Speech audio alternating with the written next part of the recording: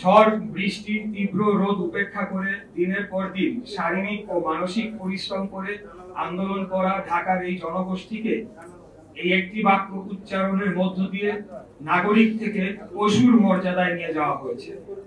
এটার জন্য তাকে অবশ্যই নাগরিকদের কাছে ক্ষমা চাইতে হবে।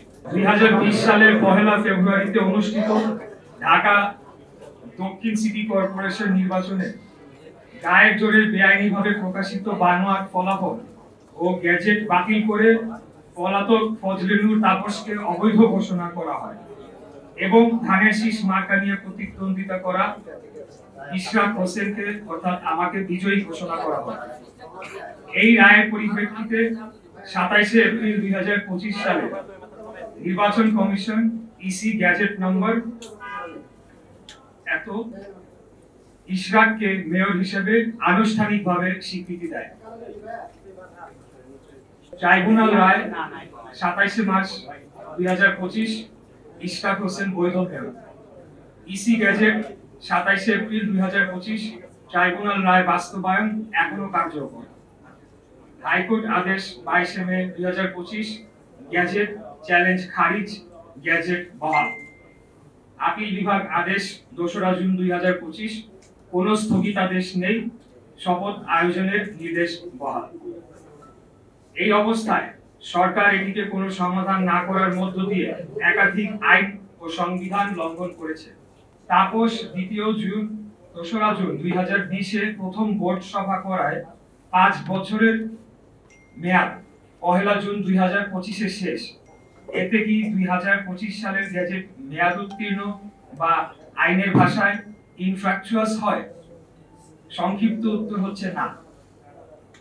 একটি গ্যাজেট শুধুমাত্র তখনই অকার্যকর হয় যখন সরকার তা প্রত্যাহার, প্রতিস্থাপন বা আদালত তা রদ করে।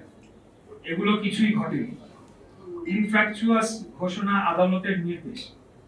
যেহেতু প্রতিকার হিসেবে প্রতীকী শপথ, ক্ষতিপূরণ এবং ঘোষণা এখনো পাওয়া সম্ভব এবং বিষয়টি মূল, যেটি আদালতের ভাষায় হয়নি।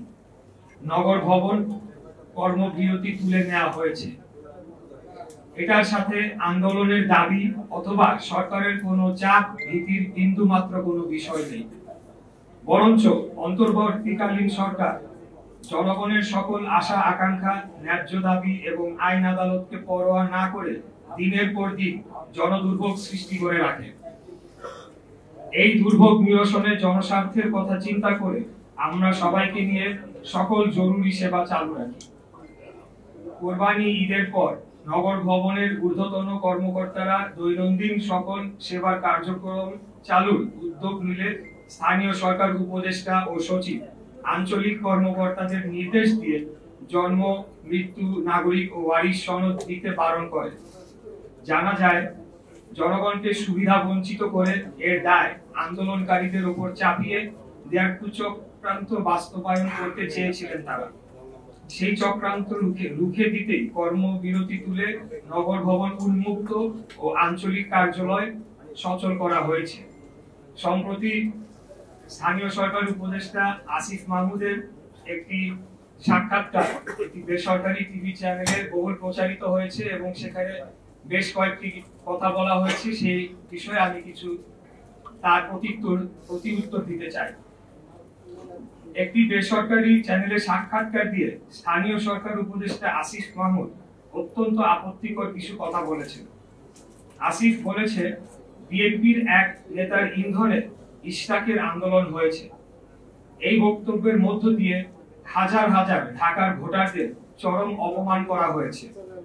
ঝড় বৃষ্টি তীব্র রোদ উপেক্ষা করে দিনের পর দিন শারীরিক ও মানসিক পরিশ্রম করে আন্দোলন করা ঢাকার এই জনগোষ্ঠীকে এই একটি বাক্য উচ্চারণের মধ্য দিয়ে নাগরিক থেকে পশুর মর্যাদায় নিয়ে যাওয়া হয়েছে।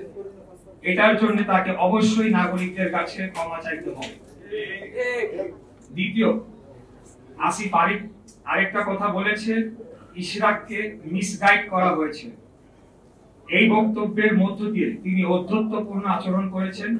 তিনি অন্যদের চেয়ে নিজেকে শ্রেষ্ঠ এবং আমাকে ব্যক্তিগতভাবে চরমভাবে হেয় করেছেন। আমাদের ঢাকা নগরবাসীর স্বতঃস্ফূর্ত এই আন্দোলনকে এইভাবে অপমান করার বিরুদ্ধে তীব্র নিন্দা ও প্রতিবাদ জানাচ্ছি। ঢাকার অধিবাসীদের প্রতি চরম অবমাননাকর এই বক্তব্যের জন্য তাকে ক্ষমা চাওয়ার দাবি জানাচ্ছি। আসিফ আরো বলেন, আমাকে তার নির্বাচনী এলাকা কুমিল্লার একটি উপজেলার জনৈক বিএনপি নেতা, আমি নাম উল্লেখ করছি না, প্ররোচনা দিয়েছেন। এই আন্দোলনে অর্থ ও লজিস্টিক্স দিয়েছেন এবং তার কাছে নাকি প্রমাণ রয়েছে। এই প্রমাণ তিনি জাতির সামনে তুলে ধরবেন, অন্যথায় তাকে প্রকাশ্যে ক্ষমা চাইতে হবে। এখানেই তিনি থেমে থাকেন নাই, তিনি বলেছেন বিএনপির একটি অংশের সরকারের সাথে বোঝাপড়ার দূরত্ব তৈরি হওয়ার কারণে আমাকে ব্যবহার করা হয়েছে। তিনি বিএনপির মতো ঐতিহ্যবাহী পুরনো বৃহৎ রাজনৈতিক দলকে হেয় করেছেন এবং একটি অসত্য অভিযোগ তুলেছেন।